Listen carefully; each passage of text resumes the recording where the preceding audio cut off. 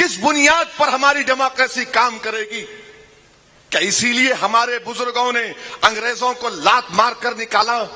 क्या इसीलिए हमारे बुजुर्गों ने काला पानी की सजा काटी कि एक मेंबर ऑफ पार्लियामेंट जब पूना को आएगा तो यह कहा जाएगा कि तेरी जान को खतरा है, तो भड़काऊ भाषण देता है, तो लोगों को डराता है?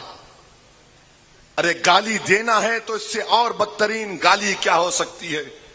आप मुझे इसलिए कह रहे हैं कि मेरा नाम असदुद्दीन ओवैसी है। आखिर कितने नोटिस दोगे मुझे? महाराष्ट्र में नोटिस, हर जगह नोटिस। मैं क्या बोलता हूं? केस बुक करो ना मेरे पे। कितना केस बुक हुआ बताओ? महाराष्ट्र में 3 साल से तकरीर कर रहा हूं मैं। वही कांग्रेस की जालिम हुकूमत थी, राष्ट्रवादी की थी, तो हर बार मुझे रोकते थे। मैं खामोश बैठता गया। एक बार मालेगांव को गया रमजान के महीने में 2013 में। इफ्तार की दावत थी, मुझे रोक दिया गया हाईवे के ऊपर। मैंने कहा मैं इफ्तार की दावत में जा रहा हूं, जलसे के लिए नहीं जा रहा हूं। तो कहा गया कि नहीं आप नहीं जा सकते। मैं रोजा खोलने जा रहा हूं। मैं हैदराबाद से 7 घंटे का सफर करके आऊं, मुझे रोजा खोलना है, नमाज पढ़ना है, मुझे वजू करना है। नहीं जाने दिए मुझे। मैं खामोश हो गया। कहां कहां मुझे नोटिस नहीं दिया, खामोश हो गया। याद रखो, मेरे सब्र का इम्तिहान मत लो। तुम लोगों को वास्ता पड़ा होगा दीवानों से, मगर मैं इन दीवानों का बाप हूं, याद रखो। अगर मैं रोड पे निकल जाऊंगा, मैं अपनी बात को मनवा कर रहूंगा। मैं बार बार कह रहा हूं कि जेल मेरी आवाज को नहीं दबा सकती। सिर्फ मेरी आवाज को कोई चीज दबा सकती है तो मेरी मौत। तो मारने वाले मार मुझे, मैं खड़ा हूं तेरे सामने। और मैं जलसा करके इसी रोड से जाऊंगा, अकेले जाऊंगा। कोई मजलिस का इम्तियाज जलील नहीं आएंगे, कोई नहीं आएगा। मैं अकेला जाऊंगा। मैं देखना चाह रहा हूं कि कौन मुझे मारना चाहता। मारो मुझे, जूता मारो, गोली मारो, पत्थर मारो, जो मारना है मारो मुझे। क्या मजाक बना के रख दिया है जमहूरियत का? किस लिए हम टैक्स पे कर रहे हैं कि एक मेंबर ऑफ पार्लियामेंट बोल नहीं सकता? मैं उत्तर प्रदेश में 19 तकारीर करके आ रहा हूं। मेरी आवाज बैठ गई, बीमार हूं, बुखार में हूं। 19 जलसे करके आऊं, कहीं पर मुझे नोटिस नहीं मिली। मगर यहां आता हूं तो नोटिस देते और 2 दिन पहले जलील करते मुझे, ये कहकर कि ये हिंदू मुसलमान में भड़काऊ भाषण। नहीं, मैं किसी हिंदू का खिलाफ था, ना कभी रहूंगा, खुदा ना खास्ता। मेरा मकसद किसी मजहब के खिलाफ नहीं है। हां, मैं फख्र के साथ कहता हूं कि मैं मुसलमान हूं। मुझे फख्र है इस बात का। क्यों फख्र है? क्योंकि कॉन्स्टिट्यूशन मुझे इस बात की इजाजत देता। मैं अपने मजहब पर चल सकता हूं। मगर ये जलील करना, ये कौन सी ईमानदारी की बात है? क्या कर रहा है महाराष्ट्र का स्टेट इलेक्शन कमीशन?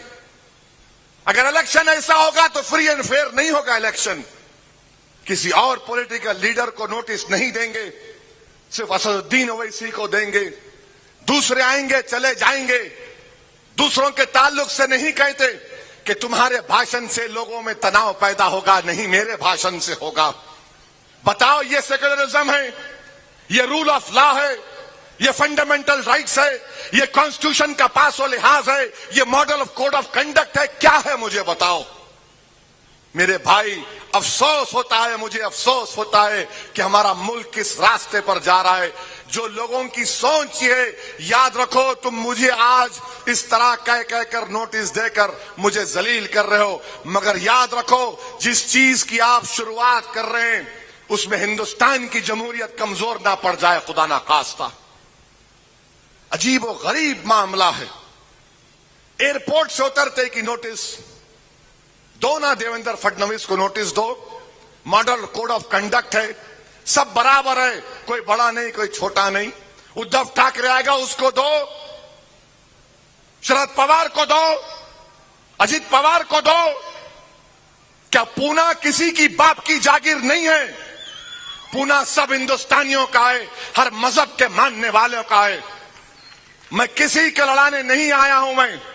मेरी बात अगर किसी को पसंद नहीं आती तो मुझे माफ करो, मगर मैं अपनी बात को रखूंगा। ये हिंदुस्तान का कॉन्स्टिट्यूशन मुझसे कहता है, अगर मैं गलत बोलता हूं तो केस अभी बुक करो, ले जाकर मुझे जेल में डाल दो, मैं तैयार हूं। अगर तुम ले जाकर ख्वाजा यूनुस की तरह मुझे एनकाउंटर करना चाह रहे, कर दो। मैं मौत से नहीं डरने वाला।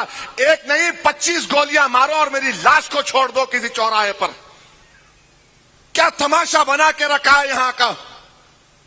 अगर कोई पॉलिटिकल पार्टी डरती है तो डरना पड़ेगा। याद रखो तुमको, मैं जब तक जिंदा हूं तुमको डरा डरा कर गरीबों मजलूमों का काम करा कर रहूंगा।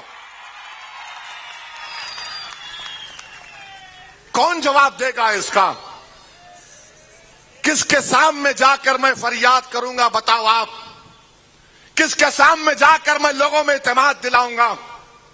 अरे मेरा यहां पर आना, तकरीर करना, वोट डालना नहीं डालना अलग बात है, मगर मेरा यहां पर आना, अवाम से मुखातिब करना, क्या मैं हिंदुस्तान की जमहूरियत को मजबूत नहीं कर रहा हूं?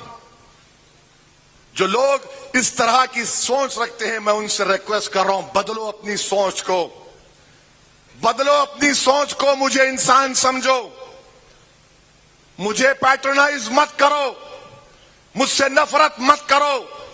मैं इज्जत चाहता हूं, अगर तुम नहीं दोगे तो अल्लाह भी देगा, कॉन्स्टिट्यूशन भी देगा मुझे।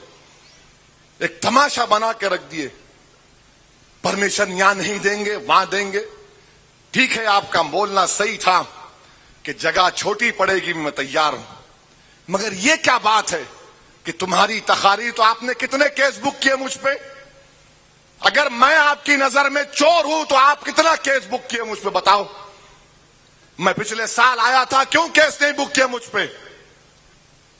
अरेस्ट करना था मुझे, लगाना था 153A, 295 लगाना था, मखोका लगाना था, कुछ भी लगा देना था, मगर आप केस नहीं बुक करते मुझ पर, अमन रहता है। और आज आप मुझे ये कहते हैं, मेरे भाई यही तो मेरी लड़ाई है। मेरी लड़ाई क्या है कि आपकी आवाज को सुना जाए। मेरी लड़ाई यह है कि मेरी मर्जी के मुताबिक मैं सोचूंगा। कोई मुझे कहेगा कि नहीं ऐसा मत सोचो, इस तरह सोचो, मैं तैयार नहीं हूं। मैं मर जाऊंगा मगर किसी और की सोच को अपनी दिमाग में नहीं डालूंगा। मैं जो सोचूंगा वो सही है या गलत है, वो अवाम फैसला करेगी।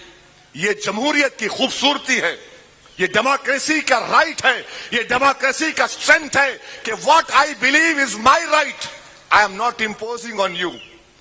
मैं जो सोचता हूं, मैं जो थिंक करता हूं, उससे आपको क्या मतलब?